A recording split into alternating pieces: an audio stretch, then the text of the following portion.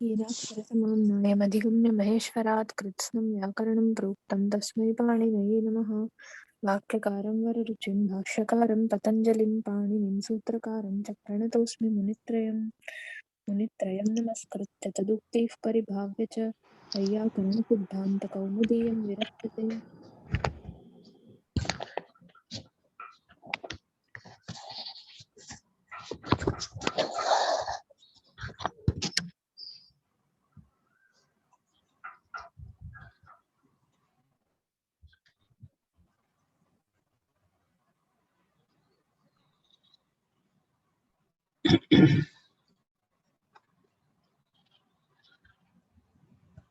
इदानीम्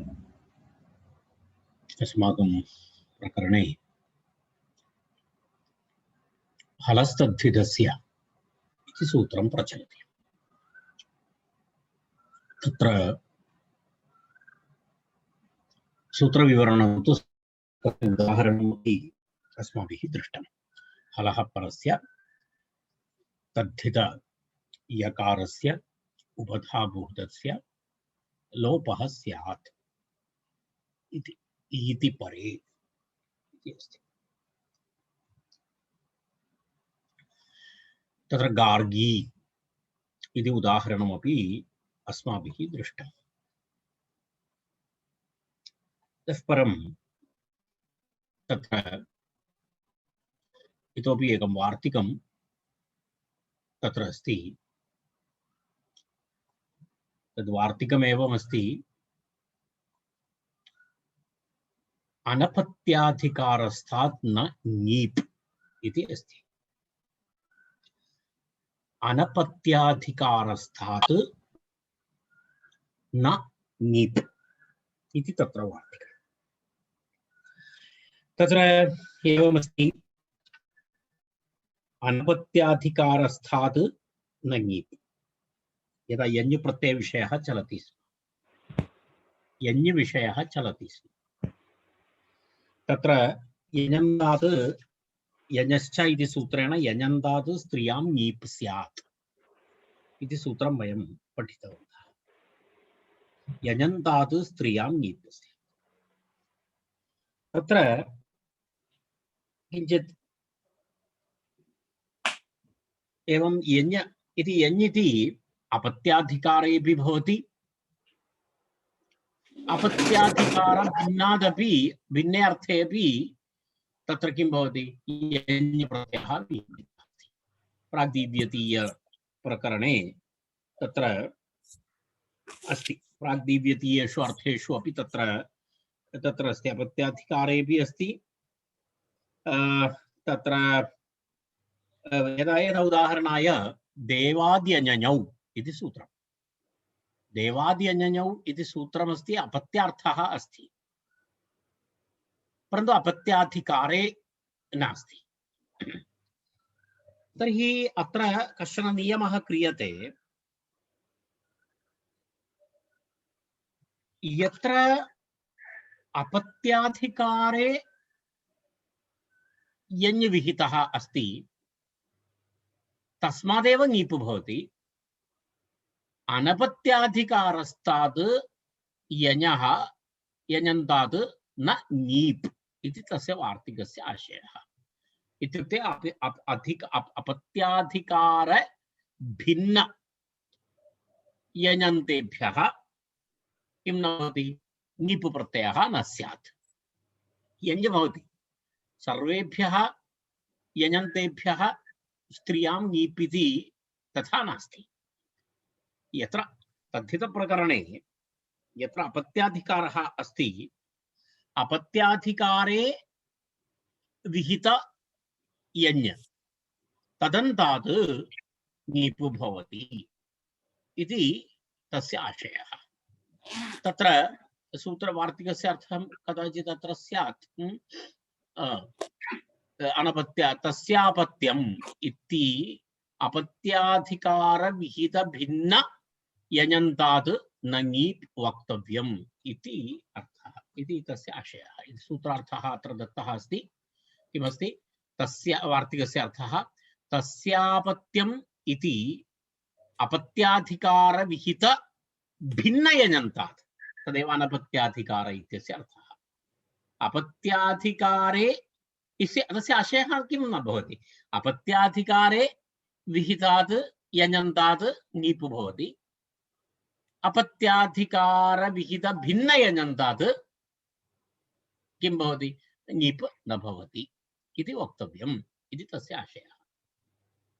तेन तत्र किं भवति, तत्र यदा उदाहरणाय वार्तिकस्य अर्थः स्पष्टः, तस्यापत्यम् इति अधिकारः, अपत्याधिकारः, तस्मात् विहित अधिकार विहित भिन्न यजन्तात् न नीति वक्तव्यम् इत्यर्थः।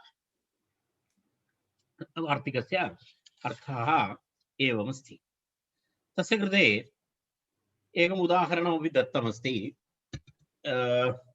द्वीपे भवा इति द्वैप्य इति अस्ति।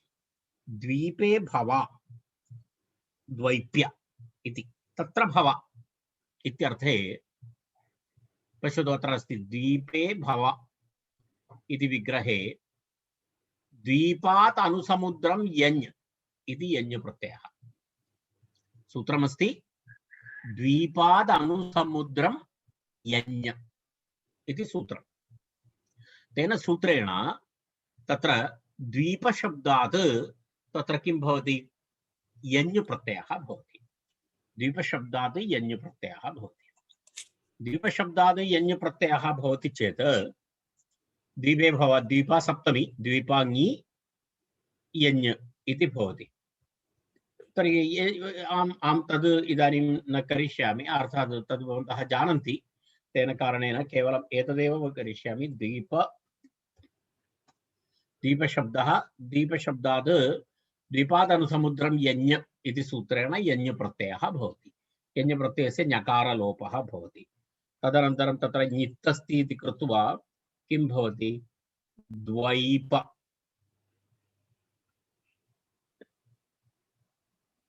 द्वैप इति भवति खलु,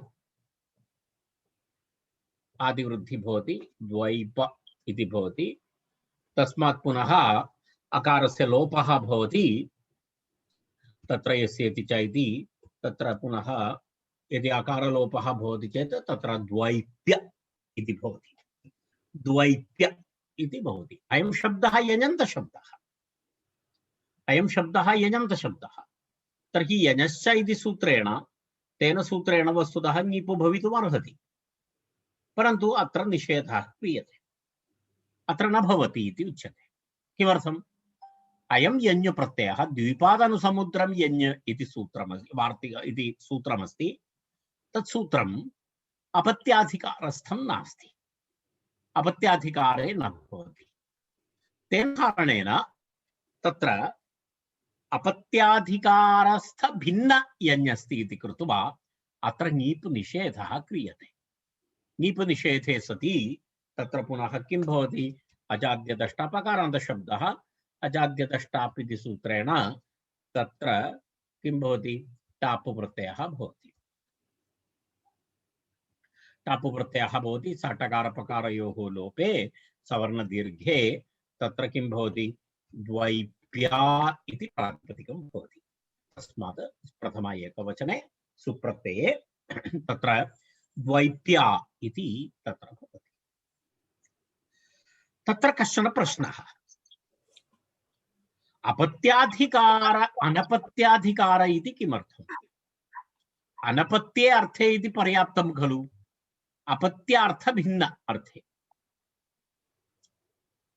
इति भवतु।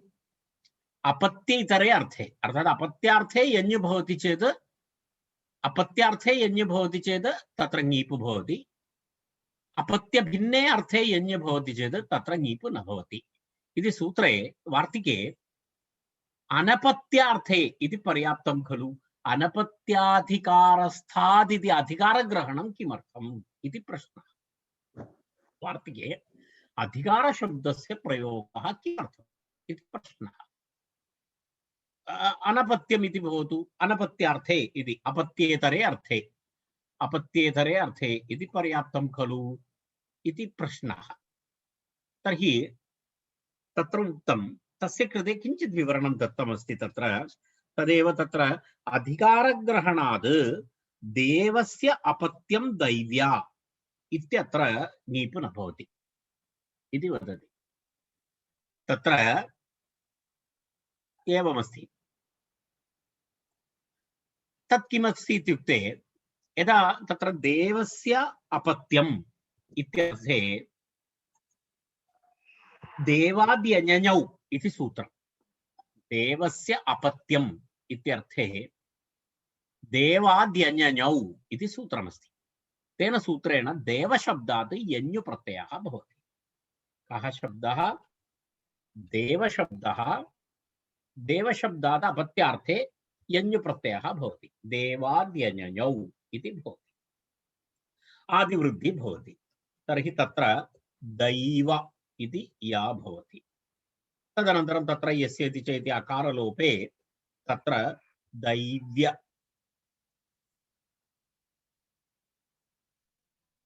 इति प्रातिपदिकं भवति। तत्र दैव्य इति प्रातिपदिकं भवति। अत्र यञन्तशब्दः अस्ति, परन्तु सः यञ्-प्रत्ययः अपत्याधिकारे नास्ति, परन्तु यञ्-प्रत्ययस्य अर्थः अपत्यार्थः अस्ति। देवाद्यञौ इति सूत्रे यञ्-प्रत्ययः अपत्यार्थे विधीयते। यदि वार्तिके केवलम् अनपत्ये इति गृह्यते इत्युक्ते अपत्यार्थे यत्र यत्र यञ् भवति तत्र सर्वत्र ङीप् प्रत्ययः भवति। अत्र वैशिष्ट्यं नाम यञ् प्रत्ययस्य अर्थः अपत्यार्थः अस्ति, परन्तु देवादिञौ इति सूत्रं तु अपत्याधिकारे नास्ति। विषयः ज्ञातः स्यात्। यञ् प्रत्ययः अत्र देवाद्यञौ इति यञ् प्रत्ययः अपत्ये अर्थे अस्ति, परन्तु तत् सूत्रं कुत्र नास्ति? अपत्याधिकारे नास्ति।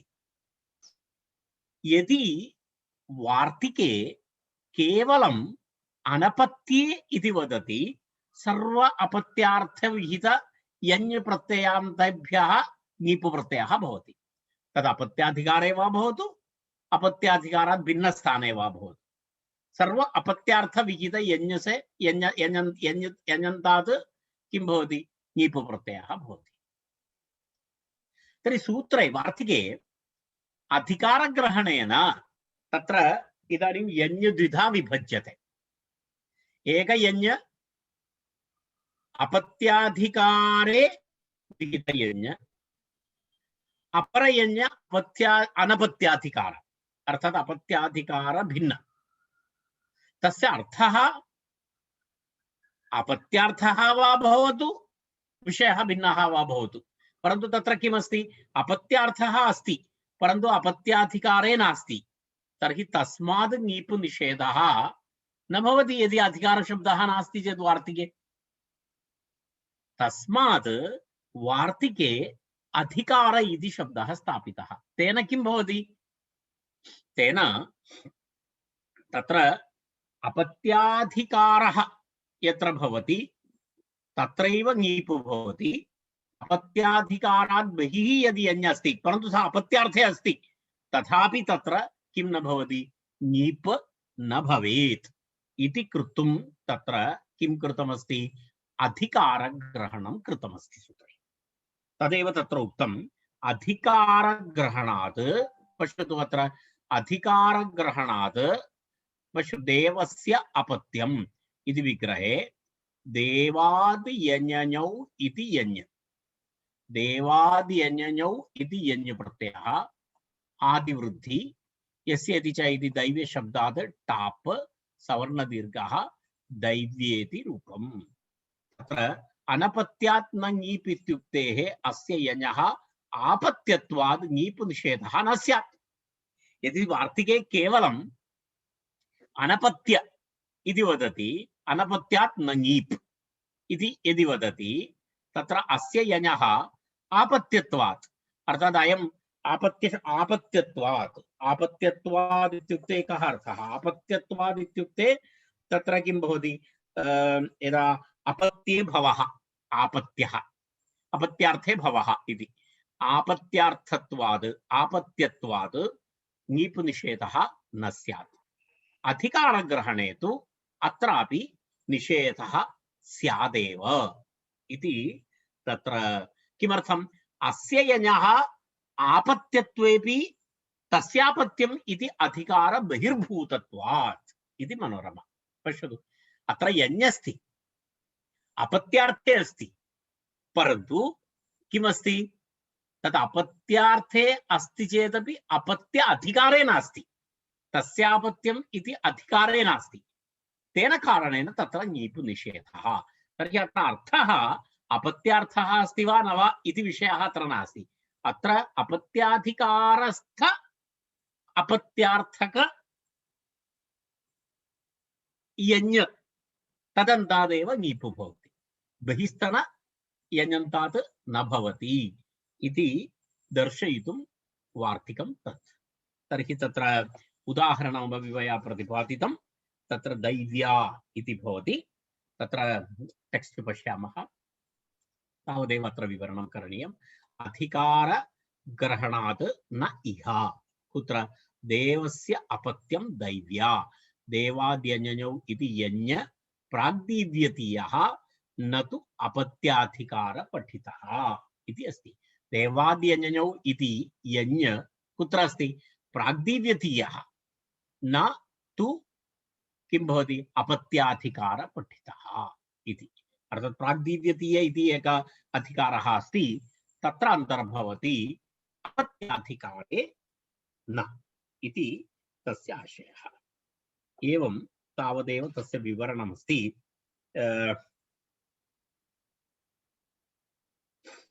तर्हि तत्र एतावदेव विवरणं कर्तव्यमस्ति इति मन्ये। वयम् अग्रे गन्तुं शक्नुमः।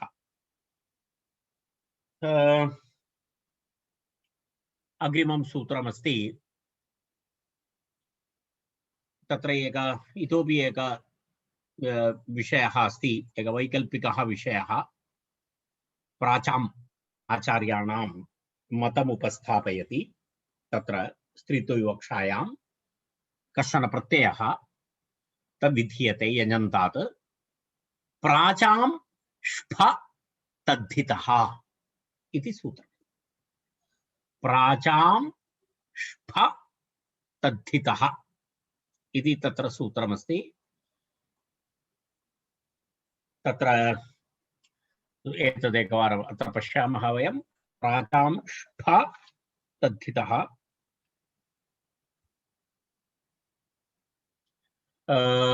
त्रिपदं सूत्रं। प्राचामिति प्राचीनानाम् आचार्याणाम् इत्यर्थः। यञः इति तत्र अनुवर्तते यञः इति अनुवर्तते। सूत्रं 4117 इत्यत्र अस्ति प्रकरणमेव। प्राचां ष्फ तद्धितः यञश्च इति सूत्रात् तत्र कारण तन्मध्ये वयं किञ्चिदेक यदा प्रकरणं भिन्नं गतवन्तः। हलस्तद्धितस्य इति सूत्रं हलस्तद्धितस्य इति सूत्रं षष्ठाध्यायस्य सूत्रमस्ति। तत् समाप्य पुनः वयं चतुर्थाध्याये प्रकरणम् अनुसरामः प्रकृतमनुसरामः। प्राचाम् इति षष्ठी बहुवचनं ष्फः इति प्रथमा एकवचनं तद्धित इति प्रथमा एकवचनम्। अत्र तद्धितसंज्ञापि विधीयते। यञः इति सूत्रं यञः इति यञन्तात् ङीप् प्रत्ययः ङीप् इति ऋन्नेभ्यो ङीप् इति ङीप् इति तत्र। परन्तु अत्र वस्तुतः एतत् ङीप् अनुवृत्ति अपेक्षा नास्ति। अत्र किञ्चित् मुद्रणे दोषः अस्ति इति मन्ये। ङीप् इत्यस्य आवश्यकता नास्ति अत्र। अस्तु केवलं यञः इति पर्याप्तं। यञः इति अनुवर्तते। यञः इति अनुवृत्य यञन्तात् ष्फः प्रत्ययः विधीयते। यञः इति प्राचाम् आचार्याणां मतेन तत्र किं भवति प्राचाम् आचार्याणां मतेन यञन्तात् स्त्रियां स्त्रीत्वविवक्षायां ष्फ इति प्रत्ययः भवति। सः च तद्धितसंज्ञकः भवति। अर्थात् प्राचीनानां प्राचाम् आचार्याणां मते तत्र एवमस्ति प्राग्देशवर्ती प्राग्देशवर्तिनः आचार्याः तेषां मते इति तेन कारणेन वैकल्पिकं तेषां मतम् इत्युक्ते वैकल्पिकम् इत्युक्ते पाणिनेः मतं पूर्वोक्तं गार्गी इति वयं रूपं दृष्टवन्तः यञन्तशब्दात् यत्र प्राचीनानाम् आचार्याणां मते तु कश्चन भेदः अस्ति तत्र तस्मिन् विषये प्रतिपादयति तत्र एवमस्ति तत्र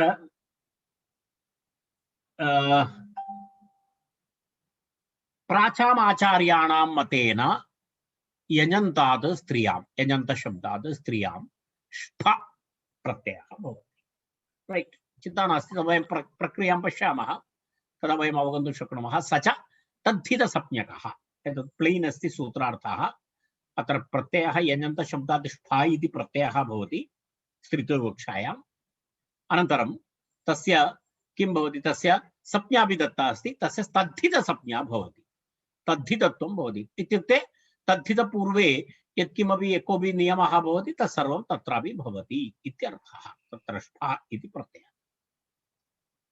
तत्र प्रत्ययद्वयेन स्त्रीत्वं वक्ष्यते अत्र एवमस्ति खलु तत्र प्रत्ययद्वयेन इह स्त्रीत्वं वेज्यते अर्थात् ष्ठ इति प्रत्ययः अपि भवति तदनन्तरं पुनः अन्य यद् यद् पूर्वोक्त अस्माकं यदा टाप् डाप् इति स्त्री प्रत्यय प्रकरणे यः प्रत्ययः भवति सः प्रत्ययः अपि अत्र भवति इत्युक्ते अत्र स्त्रीत्वविषये स्त्रीत्वविवक्षायां प्रत्ययद्वयं ष्ठ इति प्रत्ययः अपि भवति तदनन्तरम् अस्माभिः उक्त पठित स्त्रीप्रत्ययेषु कश्चन प्रत्ययः भवति अत्र तु ङीष् प्रत्ययः भवति अत्र तु ङीष् प्रत्ययः भवति तदग्रे वयं पठामः यदा तत्र षिद्गौरादिभ्यश्च इति सूत्रं वयम् अग्रे पठामः ङीष् प्रत्ययविधायकं सूत्रमस्ति तस्य सूत्रस्य विवरणं तस्मिन् सन्दर्भे करिष्यामि अत्र तद्धित इति उक्तमस्ति तद्धितग्रहणं किमर्थम् इत्युक्ते ष्फा भवति अथ मूलशब्दः प्रातिपदिकं यञन्तप्रातिपदिकं यञन्तप्रातिपदिकात् ष्फा भवति तस्य तद्धितसंज्ञाकरणेन तत्र किं भवति कृत्तद्धितसमासाश्च इति सूत्रेण तस्य प्रातिपदिकसंज्ञा प्राप्नोति तदेव तत्र दत्तमस्ति प्रातिपदिकसंज्ञार्थं तद्धितग्रहणम् इति तत्र अस्ति तद्धितसंज्ञाविधानेन कृत्तद्धितसमासाश्च इति सूत्रेण तत्र किं प्राप्नोति तस्य प्रातिपदिकसंज्ञाग्रहणं प्राप्नोति इति यजन्तात् ष्ठो वा स्यात् स्त्रियां स च तद्धितः इति कौमुदी कौमुद्यां यञन्तात् ष्ठो वा स्यात् स्त्रियां स च तद्धितः इति तस्य सूत्रार्थः दत्तः अस्ति तर्हि अत्र तावदेव विवरणम् अस्माभिः द्रष्टव्यमस्ति प्राजां ष्ठ तद्धितः यन इत्यनुवर्तते ष्पेति लुप्त प्रथमागम तावदेव तस्य अधिक तावत् सामान्यं सरलं सूत्रं ष्फ प्रत्ययः विधीयते यञन्तात् ष्ठो वा स्यात् स्त्रियां वैकल्पिकं वा इति सूत्रे नास्ति प्राचाम् इति अस्ति प्राचीनानाम् आचार्याणां मते इति अर्थः इत्युक्ते तस्य इनडायरेक्टली एवमस्ति वैकल्पिकम् इत्यर्थः तेन कारणेन सूत्रार्थे वृत्तौ वा इति दृश्यते सूत्रे वा इति न दृश्यते प्राचाम् इति अस्ति प्राचाम् इति तस्य अर्थं स्वीकृत्य वृत्तौ वा इति दत्तमस्ति तत्र अग्रिमम् एकं सूत्रमस्ति एक संज्ञाविधायकं सूत्रमस्ति तत्र इत्संज्ञाविधायकं सूत्रमस्ति तदेव तत्र यदा उपदेशे अचनु आदि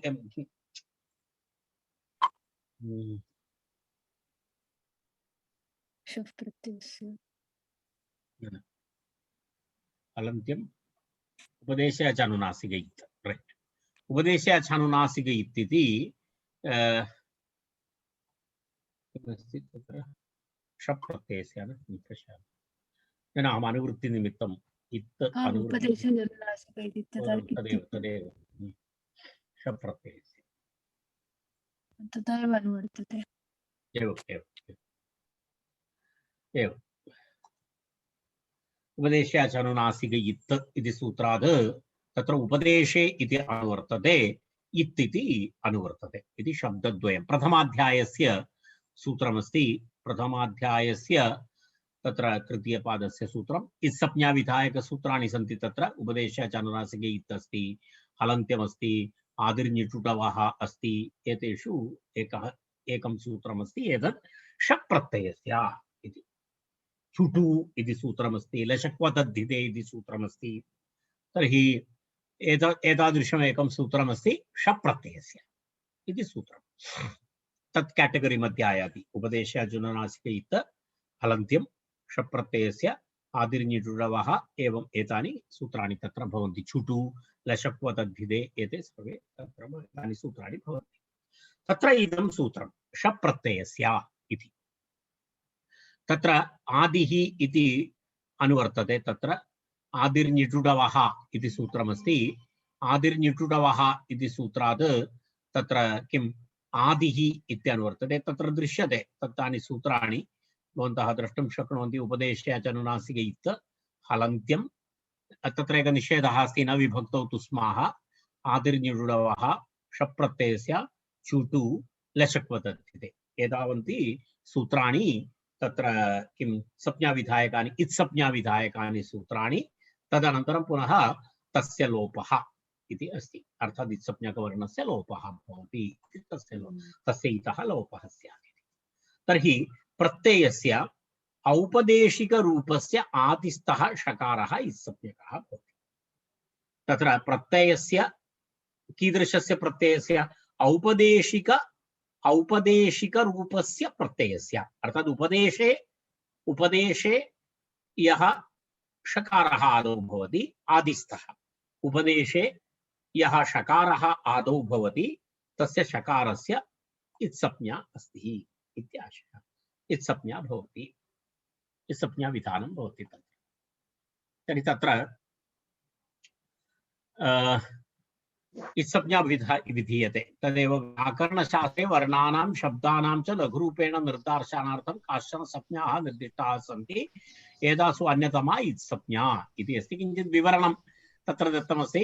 व्याकरणशास्त्रे वर्णानां शब्दानां च लघुरूपेण निर्देशार्थं काश्चन संज्ञा निर्दिष्टा। तत्र एका संज्ञा अस्ति इत्संज्ञा इति। इयं संज्ञा उपदेशानुनासिके इति। तत्र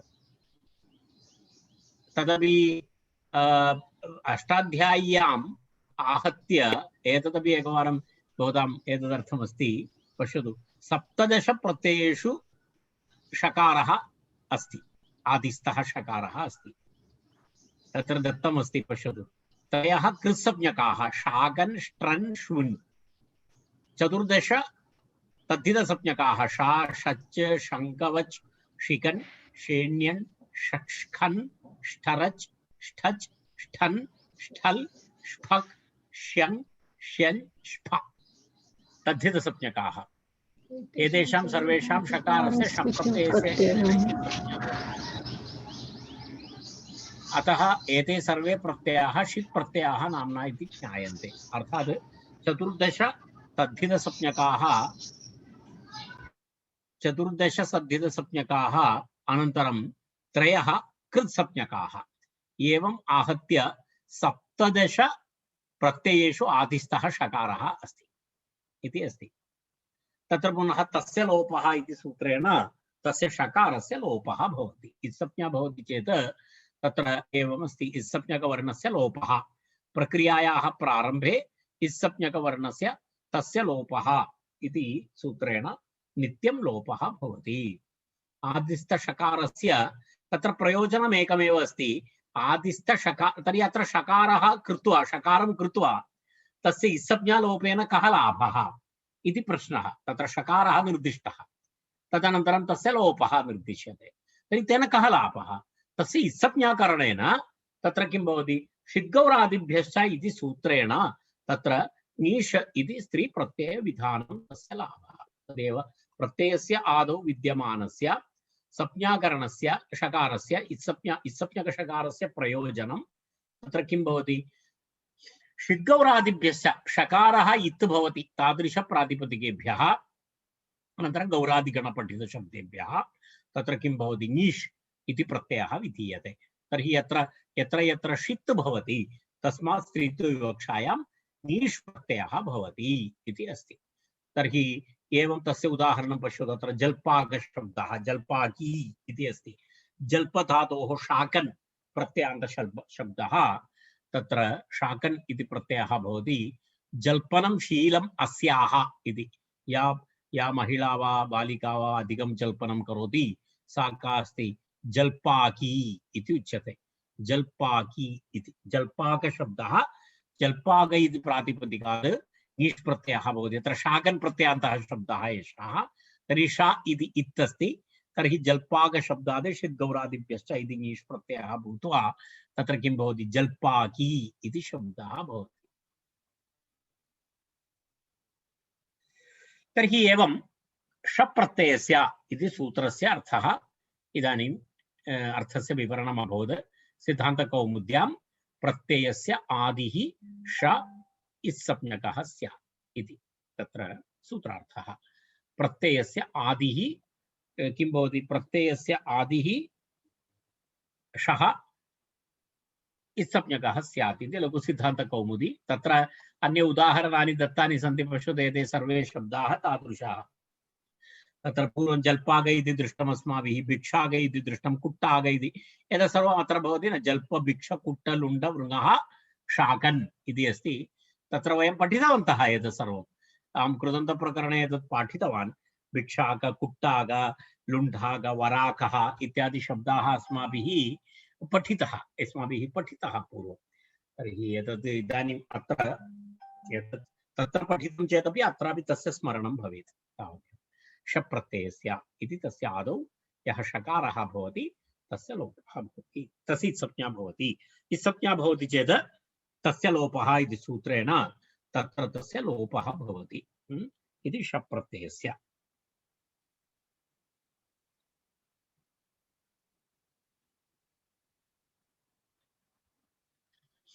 अग्रिमं सूत्रम् अग्रे पश्यामः। पश्यतु। आयनेयी नी ईयः पठखचकां प्रत्ययादीनाम् इति अग्रिमं सूत्रम्। आदेशविधायकं सूत्रम्। आयनेयी पठखचकां प्रत्ययादीनाम्। सूत्रमेकवारं शृणुमः। आयनेयी पठखचकां प्रत्ययादीनाम्। अत्र पश्यतु। आयन एय ईन ईय इयः इति एतेषां द्वन्द्वः तत्र। आयनेयी आयन एय ईन ईय इय येषां द्वन्द्वात् प्रथमा बहुवचनम्। आयनेयीनीयः इति भवति। आयनेयीनीयः इति अर्थात् एते सर्वे आदेशाः। आयन एय ईन ईय इय एते सर्वे आदेशाः। कस्य स्थाने? तस्य कृते स्थानिनः निर्दिष्टाः सन्ति। तत्र फ ढ घ छ घ एते वर्णाः तत्र स्थानिनः। अर्थात् एकैकस्य वर्णस्य स्थाने एकैकः आदेशः भवति। प्रत्ययादीनाम् इति उक्तं तत्र। तत्र प्रत्ययादीनाम् ईदृशानां प्रत्ययानां प्रत्ययस्य आदिस्थस्य फ ढ घ छ घ इत्येतेषां क्रमेण आयन एय ईय इय आदेशाः भवन्ति इति अस्ति।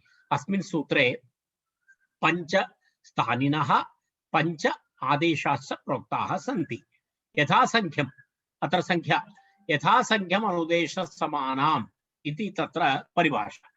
यथासङ्ख्यम् अनुदेशसमानाम् इति परिभाषा। संख्यानुसारं प्रथमस्थानि प्रथम आदेशः, द्वितीयस्थानि द्वितीय आदेशः, तृतीयस्थानि तृतीय आदेशः, चतुर्थे चतुर्थ, पंचमे पंचम इति यथासङ्ख्यं तत्र विहितं भवति।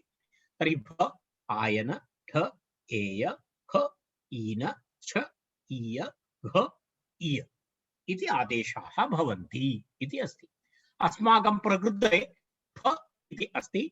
ख इत्यस्य स्थाने आयन इति आदेशः भवति। कारण प्राचां ष्फ इति अस्ति खलु, ष्फ इति फ इति तिष्यते, तस्य स्थाने आयन इति आदेशः भवति इति तस्य आशयः।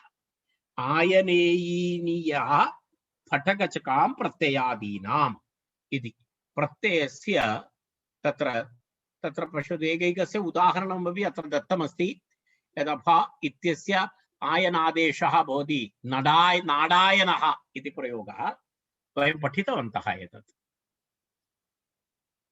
नाडायनः तत्र पश्यतु, नड तस्य अपत्यम् इत्यर्थे तत्र नाडायनः ढकारस्य स्थाने ए आदेशः भवति चेत् वैनतेयः इति उदाहरणं।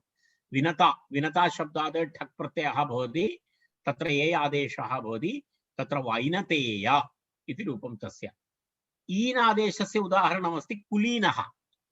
कुलीनः खकारस्य इनादेशः, तत्र खकारस्य इनादेशः कुल, तत्र कुलशब्दात् खप्रत्यये कुलीन इति शब्दः भवति। एतत् एकैकम् उदाहरणं। छप्रत्ययस्य ईय आदेशः, चकारस्य स्थाने ईय आदेशः भवति। तत्र शालायां भवः इत्यर्थे शालीय इति, तत्र वृद्धा छः इति तत्र छप्रत्ययः, छप्रत्ययस्य स्थाने ईय आदेशः, तत्र शालीय इति भवति। खकारस्य स्थाने ईय आदेशः क्षत्रिय इति अस्ति। यदा क्षत्रशब्दात् क्षत्राद्खः इति खप्रत्ययः। एतानि सर्वाणि उदाहरणानि अत्र बहुशः भवन्तः सर्वे जानन्ति, कारणं एतत् सर्वं तद्धिते वयं पठितवन्तः। एतानि सर्वाणि सूत्राणि वयं पठितवन्तः, सर्वाणि उदाहरणानि अपि पठितवन्तः। केवलम् एकवारं स्मारणाय अहम् उक्तवान्। अहं न जानामि भवत्सु कति जनाः मम तद्धितवर्गे आसन् इति न स्मरामि, परन्तु 10-12 जनाः तु आसन्, तत् स्मरामि। अन्यथा भवन्तः मम यूट्यूब मध्ये पूर्णतद्धितवर्गः अस्ति, भवन्तः दृष्ट्वा पठितुं शक्नुवन्ति। धकारस्य ईय आदेशः तत्र भवति, तर्हि घकार एवं तत्र एवं तस्य विवरणम्। आयनेयीनीयत्येते आदेशाः भवन्ति यथासङ्ख्यम् एवं भवति। तत्र काशिकायाः अर्थः स्पष्टः। तत्र भिन्न भिन्न उदाहरणानि अपि अत्र दत्तानि सन्ति, परन्तु प्रकृतम् अनुसरामः। तत्र वयं प्रत्ययादिभूतानां फादीनां क्रमाद् आयादयः आयन्नादयः आदेशाः स्युः। तद्धितान्तत्वात् प्रातिपदिकत्वम् इति तत्र एवम् अस्ति। तर्हि सूत्रार्थः प्रत्ययादिभूतानां किं फादीनां क्रमाद् आयन्नादयः आदेशाः स्युः। अहं पश्यामि एतावत् पर्याप्तं तस्य विवरणम् इति मन्ये। विषयः ज्ञातः स्यात्। 5 स्थानिनः 5 आदेशाः यथासङ्ख्यमनुदेशां समानम् इति सूत्रेण परिभाषया समानं। यदा प्रथमस्य स्थाने प्रथम आदेशः, द्वितीयस्य द्वितीयम्, एवं क्रमशः यथासङ्ख्यम् अस्माभिः द्रष्टव्यम्। यदा एचो यवायावः इव, एचो यवायावः क्रमात् भवति। तर्हि एतावदुक्त्वा तत्र वयम् अग्रे गच्छामः। क्षित्वसामर्थ्यात् स्फेण उक्तेऽपि स्त्रीत्वे षिद्गौरादिभ्यश्च इति वक्ष्यमाणो नीष्। क्षित्वसामर्थ्यात् तत्र षित्वं कृतमस्ति, अर्थात् शकारस्य इद्ग्रहणमस्ति। स्फा इति स्त्री प्रत्ययः स्त्रियाम् इत्यधिकारे विहितः प्रत्ययः। तदेव अहम् उक्तवान्। अत्र प्रत्ययद्वयेन स्त्रीत्वं व्यज्यते इति अहं पूर्वम् उक्तवान्, भवन्तः स्मरन्ति। षित्वसामर्थ्यात् स्फेण स्त्रीत्वे उक्ते अपि, तदेव स्फेण इति प्रत्ययेन उक्ते अपि स्त्रीत्वे उक्ते अपि तत्र किं भवति? षिद्गौरादिभ्यश्च इति सूत्रेण तत्र वक्ष्यमाणः नीष् भवत्येव। अर्थात् अग्रे वक्ष्यमाणः तत् सूत्रम् इतोपि अग्रे आयाति। किं सूत्रं? षिद्गौरादिभ्यश्च इति।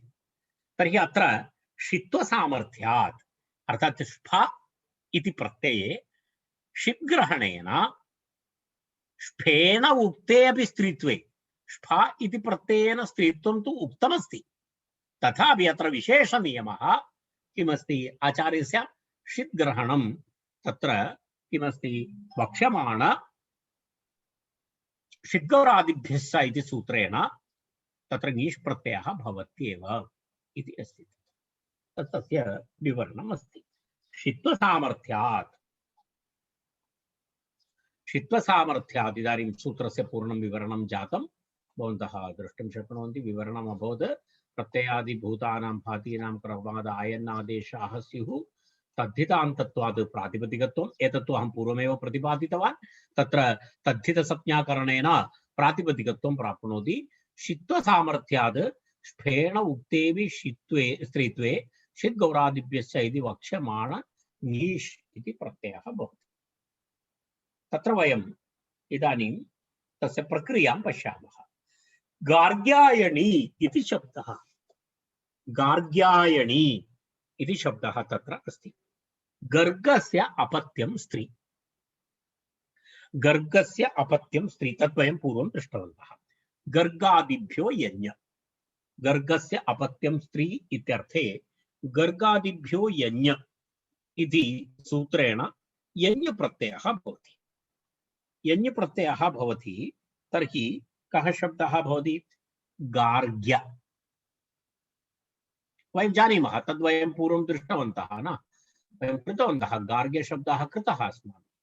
तर्हि तदिदानीं पुनः अहं न करिष्यामि, भवन्तः पूर्वतनम् उदाहरणं पश्यन्तु। किं भवति, गार्ग्य इति भवति। गार्ग्य इति भवति चेत् तत्र किं भवति, यजन्त शब्दः अस्ति गार्ग्य इति।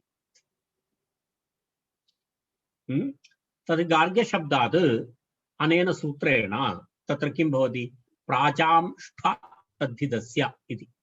पूर्वं वयं गार्ग्य शब्दात् यजश्च इति सूत्रेण ङीप् प्रत्ययं कृत्वा प्रक्रियां दृष्टवन्तः। तत्र वयं गार्गी इति शब्दम् अस्माभिः प्राप्तं।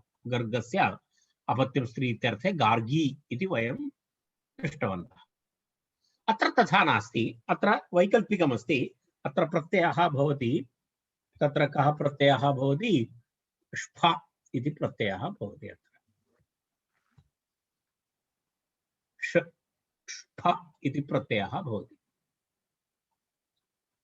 तत्र पुनः किं भवति, ष्फ इति प्रत्ययः भवति। प्राचां ष्फ तद्धितस्य, प्राचां ष्फ तद्धितः इति सूत्रेण, प्राचां ष्फ तद्धितः इति सूत्रेण तस्य इदानीं ष्फ इति भवति।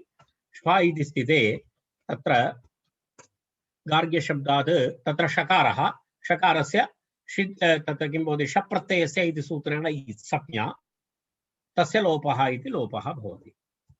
तर्हि अवशिष्यते फ। तर्हि गार्ग्य फ इति भवति। गार्ग्य फ इति स्थिते तत्र किं भवति,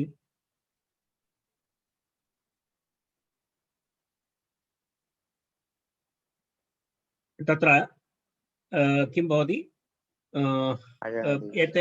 इदानीं वयं पठितवन्तः किं सूत्रं, तत्र आयनीयसूत्रेण तत्र किं भवति, आयन, आयन इति भवति न, फ इति व्यञ्जनमात्रस्य स्थाने आयन इति भवति। अनन्तरं तत्र अकारः तु अस्ति एव, तत्र कथं भवति, यदा यदा अत्र एवम् अस्ति खलु, अत्र फ इत्युक्ते तद् एकवारं दर्शयामि।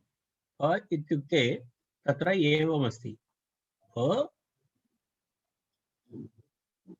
इति अस्ति खलु, फ इति अस्ति खलु, अत्र एवमस्ति। तर्हि तेन फ इत्यस्य स्थाने आयन इति आदेशः, अनन्तरम् अकारः, एतद्वयं मिलित्वा आयन इति भवति। आयन इति भवति। तत्र आयन इति आदेशः नास्ति, आदेशः तु आयन इति भवति। तर्हि तत्र किं भवति, गार्ग्य आयन इति भवति। गार्ग्य आयन इति भवति। गार्ग्य आयन इति भवति चेत् तत्र किं भवति, तत्र गार्ग्यायन तत्र यकारोत्तर अकारस्य लोपः भवति। किमर्थं तत्र यस्य इति च इति न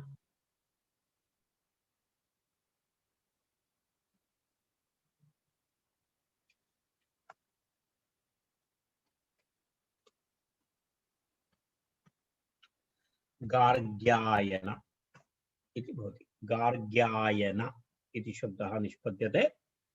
गार्ग्यायन इति शब्दः अत्र निष्पन्नः। तस्मात् पुनः तत्र किं भवति नकारस्य नत्वं भवति। नकारस्य नत्वं भवति चेत् तत्र दीर्घः नागतः।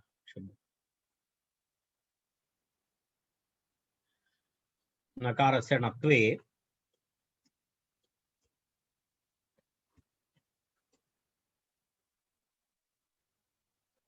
गार्ग्यायन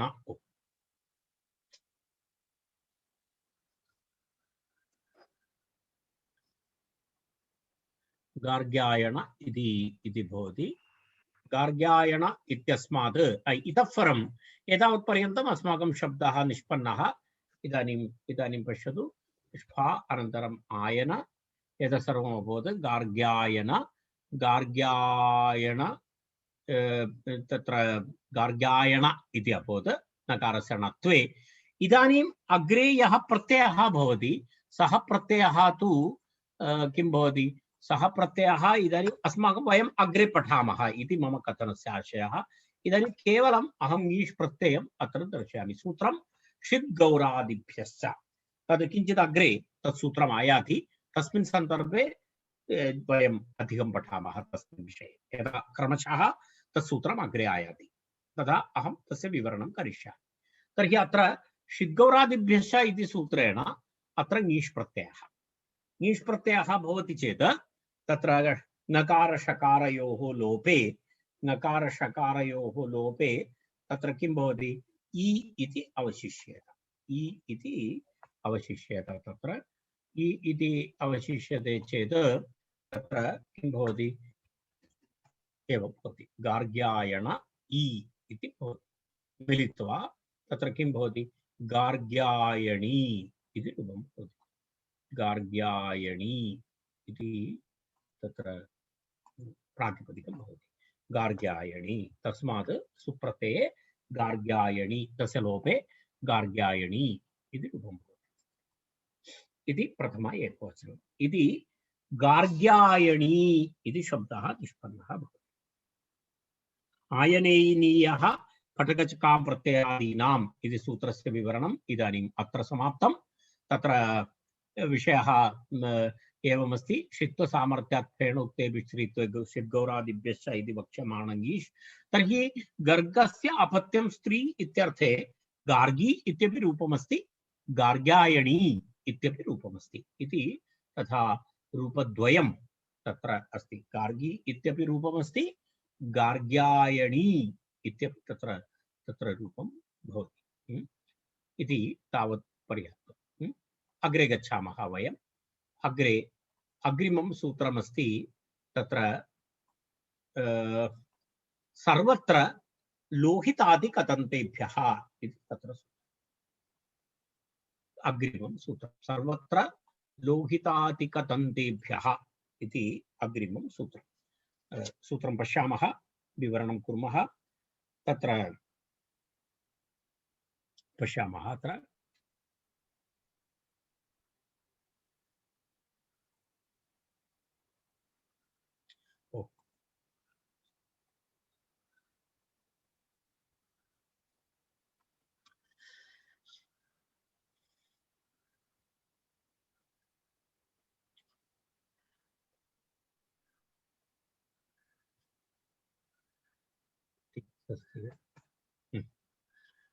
एवं सूत्रमस्ति। तत्र लोहितातिः इति गर्गान्ते अन्तर्गतः गणः, गर्गादिगणः अस्ति। तत्र अन्तर्गतः कश्चन गणः अस्ति लोहिताति इति। लोहितः आदिः येषाम् इति तत्र इति लोहितातिः, लोहितः आदिः येषाम् इति, कतः अन्तो येषाम् इति। तत्र कतन्ते कतन्त इति शब्दः तत्र एवमस्ति लोहितातितः आरभ्य कतन्तेभ्यः सर्वत्र श्फः स्यात् लोहितादिगणः पुनः कतशब्दान्त इति द्वयं तत्र उक्तम् अर्थात् एकं तु लोहिताति अनन्तरं कतशब्दान्तपर्यन्तं तत्र किमस्ति कतशब्दान्तं यदि यञन्तम् अस्ति तद् तेषां किं भवति सर्वेषामपि आचार्याणां मते तत्र किमस्ति सर्वत्र सर्वत्र इति अस्ति सर्वत्र इत्युक्ते सर्वेषामपि आचार्याणां मते तत्र किं भवति अयं ष्ठ प्रत्ययः भवति इति अस्ति तत्र किं किम् इति पश्यामः वयं तत्र सर्वत्र इति अव्ययं लोहिताति कतान्तेभ्यः इति अस्ति कतान्तेभ्यः इति मुद्रणदोषः वस्तुतः कतन्तेभ्यः इति भवेत् सर्वत्र लोहितादिकतन्तेभ्यः उच्चारणे ह्रस्वः अस्ति सर्वत्र लोहितादिकतन्तेभ्यः तत्र यः दीर्घः दृश्यते सः मुद्रणदोषः वस्तुतः मूलसूत्रं कतन्तेभ्यः इति अस्ति तत्र कत अन्ते इति तत्र शकन्त्वादिषु पररूपं वाच्यम् इति तत्र किं भवति तेन तत्र पररूप एकादेशः भवति पररूप एकादेशः भूत्वा तत्र कदन्त इति शब्दः भवति कतः अन्तः येषाम् इति तत्र विग्रहवाक्यं तस्मात् शकन्त्वादित्वात् तत्र पररूपत्वम् इति मनोरमायाम् अस्ति पश्यतु अत्र मनोरमायां विवरणमस्ति सर्वं लोहितः आतिः येषामिति कतः अन्तः येषामिति च विग्रहः कतन्त इत्यत्र शकन्त्वादिषु शकन्त्वादित्वात् इति तत्र प्राचाम् आचार्य तत्र इति सर्वेषु मतेषु इत्यर्थः तत्र सूत्रे सर्वत्र इति शब्दः अस्ति तस्य आशयः सर्वेषु मतेषु इति इत्युक्ते नित्यं भवति इत्यर्थः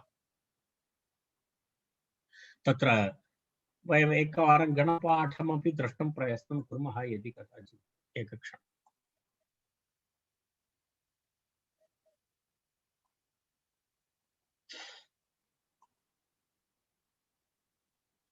तत्र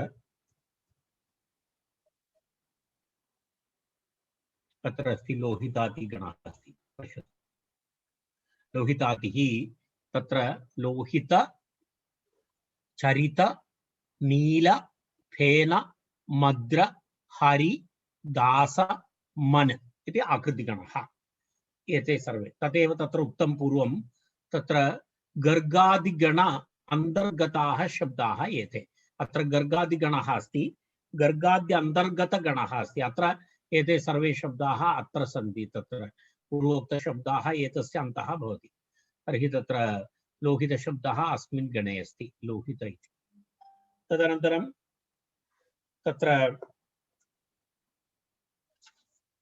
उदाहरणं पश्यामः वयम् इदानीम् अग्रे गच्छामः तर्हि लोहित सूत्रार्थः स्पष्टः लोहितादिभ्यः कतशब्दान्तेभ्यः यञन्तेभ्यः नित्यं श्फः स्यात्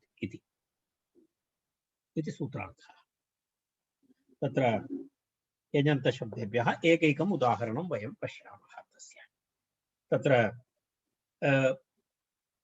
कतशब्दान्तेभ्यः इत्यस्य उदाहरणं कतस्य अपत्यं स्त्री इत्यर्थे तत्र किमस्ति कात्यायनी इति शब्दः अस्ति इति उदाहरणद्वयं तत्र दत्तमस्ति किं किमस्ति तत्र लौहित्यायनी इति एकः शब्दः अपरः शब्दः अस्ति कात्यायनी इति शब्दद्वयं तत्र कात्यायनी अनन्तरं कतशब्दान्त इति तत्र यञन्तेभ्यः लोहित्यायनी इति उदाहरणं पश्यामः प्रथमं लोहित्यायनी इति कस्मिन् अर्थे अस्ति लोहितस्य अपत्यं स्त्री इति विग्रहः तत्र लोहितशब्दः गर्गादिगणे पठितः गर्गादिगणे पठितः इति तत्र किं भवति गर्गादिभ्यो यञ् इति सूत्रेण तत्र यञ् प्रत्ययः भवति लोहितस्य अपत्यं स्त्री इत्यर्थे अस्मात् शब्दात् लोहितशब्दात् तत्र किं भवति यञ् प्रत्ययः भवति तर्हि लोहित यञ् इति स्थिते तत्र अनुबन्धलोपे आदिवृद्धि तर्हि किं भवति लौहित इति भवति आदिवृद्धि भवति तद्दिदेष्वचामातेः तथा लौहित इति भवति यस्येति च इति अकारलोपः तर्हि लौहित्य इति भवति प्रातिपदिकं लौहित्य इति प्रातिपदिकं भवति लौहित्य इति प्रातिपदिकं लोहितादिगणे अस्ति यञन्तशब्दः अस्ति तर्हि लोहितादिगणपठित यञन्तशब्दात् सर्वत्र किं भवति ष्ठ इति प्रत्ययः भवति ष्ठ प्रत्ययः भवति चेत् तत्र किं भवति ष्ठ प्रत्यये तत्र ष्ठ इति अनेन सूत्रेण ष्ठ प्रत्ययः विहितः सर्वत्र लोहितादि कथन्तेभ्यः इति सूत्रेण अत्र ष्ठ प्रत्ययः विहितः ष्ठ प्रत्यये विहिते तत्र किं भवति षकारस्य इत्संज्ञालोपः भवति शप्रत्ययस्य इति इत्संज्ञालोपः भवति एवं तर्हि पुनः लौहित्य इति अनन्तरम् आयनेयीनीयसूत्रेण अत्र आयन आदेशः तर्हि लौहित्य आयन यस्येति चेत् पुनः अकारलोपः तर्हि लौहित्या एवं प्रातिपदिकं भवति लौहित्यायन इति प्रातिपदिकं भवति षिद्गौरादिभ्यश्च षित् अस्ति खलु ष्ठ षित् अस्ति षिद्गौरादिभ्यश्च इति सूत्रेण ङीष् भवन्तः लिखित्वा स्थापयन्तु अहं तावत् मुद्रणं न कृतवान् लौहित्यायन इति भवति यस्येति च इति पुनः अकारलोपः तर्हि किं भवति लौहित्यायनी इति भवति प्रातिपदिकं तस्मात् सुप्रत्यये लौहित्यायनी इति शब्दः निष्पद्यते लौहित्यायनी इति शब्दः अत्र विकल्पः नास्ति अत्र एकमेव रूपं भवति नित्यं रूपमस्ति लौहित्यायनी यदा गार्ग्यायणी गार्गी इव अत्र नास्ति द्वितीयम् उदाहरणमस्ति कतस्य अपत्यम् इत्यर्थे तत्र यञ् प्रत्ययः भवति कातय इति भवति आदिवृद्धि कातय इति भवति कात्य इति भवति एवं प्रातिपदिकं भवति कात्य इति प्रातिपदिकात् ष्ठ प्रत्ययः तदनन्तरं तत्र एवमेव कात्य अनन्तरम् आयन इति भवति अनन्तरं पुनः कारलोपे कात्यायन इति भवति कात्यायन इति भवति तस्मात् किं भवति ङीप् प्रत्ययः भवति यस्येति च इति पुनः अकारलोपः तर्हि तत्र कात्यायनी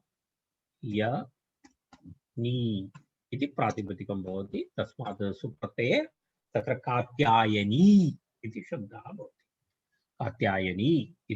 भवति इति प्रथम एकवचनं भवति इति एतेन सह एतत् सूत्रमत्र सम्पन्नं किं सूत्रमासीत् सर्वत्र लोहितादि कथन्तेभ्यः तत्र एवं अंग पागिला का नोट्स लागली अस्तु वयम् इदानीम् अत्र तिष्ठामः इदानीम् अग्रिमवर्गे अग्रिमं सूत्रं पश्यामः कौरव्यमाण्डुकाभ्यां च इति अग्रिमं सूत्रमस्ति कौरव्यमाण्डुकाभ्यां च इति सूत्रेण सह वयम् अग्रिमे दिवसे मिलामः शान्तिमन्त्रेण अत्र कुर्मः सर्वे भवन्तु सुखिनः सर्वे सन्तु निरामयाः सर्वे भद्राणि पश्यन्तु मा कश्चित् दुःखभाग् भवेत् ॐ शान्तिः